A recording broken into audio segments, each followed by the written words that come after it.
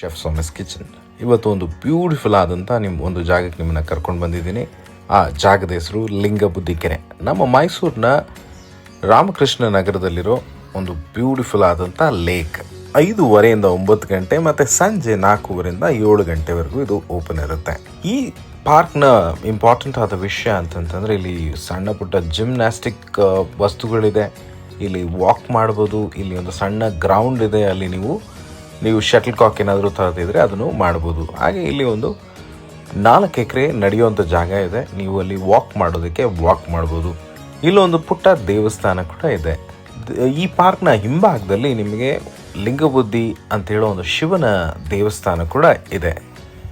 ಇಲ್ಲಿ ತುಂಬಾ ಇಂಪಾರ್ಟೆಂಟ್ ಆದಂಥ ತುಂಬಾ ಇಂಟ್ರೆಸ್ಟಿಂಗ್ ಆದಂಥ ವಿಷಯ ಅಂತಂದರೆ ಬೆಳಗಿನ ಜಾವ ನೀವು ಸನ್ ರೈಸ್ ನೋಡ್ಬೋದು, ಹಾಗೆ ಸಂಜೆಯಲ್ಲಿ ಬ್ಯೂಟಿಫುಲ್ ಆದಂಥ ಸನ್ಸೆಟ್ ನೋಡ್ಬೋದು. ನಾವು ಸನ್ಸೆಟ್ಗೆ ಬೇರೆ ಬೇರೆ ದೇಶಗಳಿಗೆ ಹೋಗ್ತಿದ್ವಿ, ಬೇರೆ ಬೇರೆ ಊರುಗಳಿಗೆ ಹೋಗಿ ನೋಡ್ತಿದ್ವಿ, ಬಟ್ ನಮ್ಮ ಮೈಸೂರಿನಲ್ಲಿ ಈ ಥರ ಒಂದು ಬ್ಯೂಟಿಫುಲ್ ಆದಂಥ ಸನ್ಸೆಟ್ನ ನಮಗೆ ನೋಡೋಕ್ಕೆ ಸಿಗೋದು ಈ ಲಿಂಗಬುದ್ದಿ ಕೆರೆಯಲ್ಲಿ. ನಾನು ಮೊದಲೇ ಹೇಳಿದ ಹಾಗೆ ಈ ಕೆರೆನ ನಮ್ಮ ಫಾರೆಸ್ಟ್ ಡಿಪಾರ್ಟ್ಮೆಂಟ್ನವರು ನಡೆಸ್ಕೊಂಡು ಬರ್ತಾ ಇದ್ದಾರೆ. ಇದು ಕಾವೇರಿ ನೀರಿನಲ್ಲಿಂದ ಬರುವಂಥ ಒಂದು ನೀರು. ಈಗ ಕಾವೇರಿ ನೀರಿಂದ ನೀರು ಬರೋದು ಸ್ಟಾಪ್ ಆಗಿದೆ, ಆದರೆ ಕಾವೇರಿ ನೀರಿನ ಅಂತರ್ಜಲದಿಂದ ಬರುವಂಥ ನೀರನ್ನ ನಂಬಿಕೊಂಡು ಈ ಕೆರೆ ಇದೆ. ಈ ಕೆರೆ ಒಂದು ವಿಲೇಜ್ ಲೇಕ್ ಆಗಿತ್ತು, ಒಂದು ಗ್ರಾಮದ ಲೇಕ್ ಆಗಿತ್ತು. ಇಲ್ಲಿ ಅವರು ಬಟ್ಟೆ ಒಗೆಯೋದಾಗಿರಲಿ, ಈ ಹಸುಗಳನ್ನ ತೊಳೆಯೋದಾಗಲಿ, ಸುಮಾರು ಮನೆ ಸಂಬಂಧಪಟ್ಟ ವಿಷಯಗಳನ್ನ ಈ ಲೇಕಲ್ಲಿ ಬಂದು ಮಾಡ್ತಿದ್ರು. ಈಗ ಇದನ್ನು ರಿಸರ್ವ್ ಲೇಕ್ ಮಾಡಿದ್ದಾರೆ. ಇಲ್ಲಿ ಫಿಶಿಂಗ್ ಏನಾದ್ರು ಮಾಡ್ದೇ ಹಾಕಬೇಕು. ಮತ್ತು ಇಲ್ಲಿ ಪ್ರಪಂಚದ ಸುಮಾರು ಹಲವು ಕಡೆಗಳಿಂದ ಇಲ್ಲಿ ಪಕ್ಷಿಗಳು ಬಂದು ಇಲ್ಲಿ ನೆಲೆಸುತ್ತವೆ.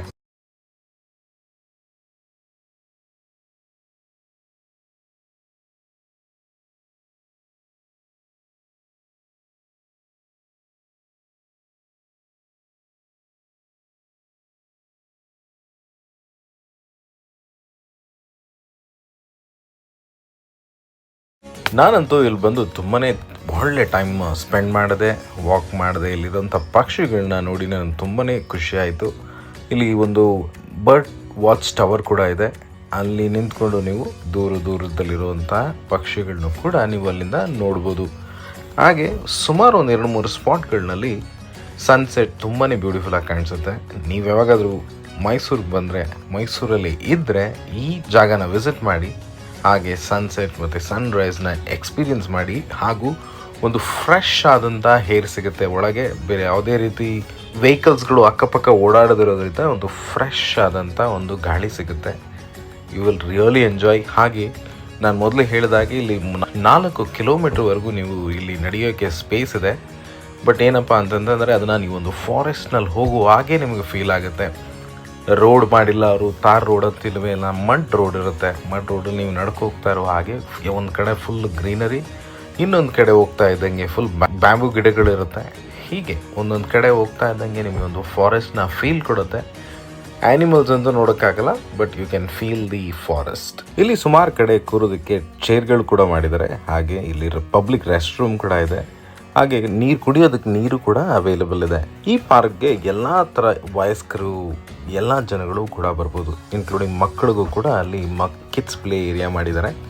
ದೊಡ್ಡವರು ಕೂಡ ಹಾಗೆ ವಯಸ್ಸಾದವ್ರಿಗೂ ಕೂಡ ಇಲ್ಲಿ ಬೇಕಾದಷ್ಟು ಫೆಸಿಲಿಟೀಸ್ ಇದೆ. ಇಲ್ಲಿ 2 ಗೇಟ್ ಇದೆ, ಒಂದು ಫ್ರಂಟ್ ಗೇಟು ಮತ್ತು ಇನ್ನೊಂದು ಸೈಡ್ ಗೇಟು. ತುಂಬ ನಡೆಯಕ್ಕೆ ಆಗಲಿಲ್ಲ ಅಂತ ಹೇಳಿದ್ರೆ ಮೇನ್ ಗೇಟಿಂದ ಒಂದು ಸೆಕೆಂಡ್ ಗೇಟಲ್ಲಿ ಹೊರಗಡೆ ಬಂದ್ಬಿಡ್ಬೋದು. ನಾನು ಈ ಸನ್ಸೆಟ್ಗೆ KRS ಬ್ಯಾಕ್ ವಾಟರ್ ಇಲ್ಲ ಅಂತಂದ್ರೆ ಮಡಿಕೇರಿನಲ್ಲಿರೋ ರಾಜಾ ಸೀಟ್ಗೆ ಹೋಗ್ತಿದೆ. ಆದರೆ ನಮ್ಮ ಮೈಸೂರಿನಲ್ಲಿ ಇಷ್ಟು ಬ್ಯೂಟಿಫುಲ್ ಆದಂಥ ಸನ್ಸೆಟ್ ನಾವು ನೋಡ್ಬೋದು ಅಂತ ಗೊತ್ತಿರಲಿಲ್ಲ. ನೀವು ಎಕ್ಸ್ಪೀರಿಯನ್ಸ್ ಮಾಡಿ. ಓಕೆ ಫ್ರೆಂಡ್ಸ್, ಈ ವಿಡಿಯೋ ನಿಮ್ಗೆ ಇಷ್ಟ ಆಯಿತು ಅನ್ಸುತ್ತೆ. ಹೇಗಿತ್ತು ಅಂತ ನಮಗೆ ಕಮೆಂಟ್ಸ್ ಬಾಕ್ಸ್ನಲ್ಲಿ ತಿಳಿಸಿ. See you till our next video. Bye bye. Take care. Hi friends, welcome to Chef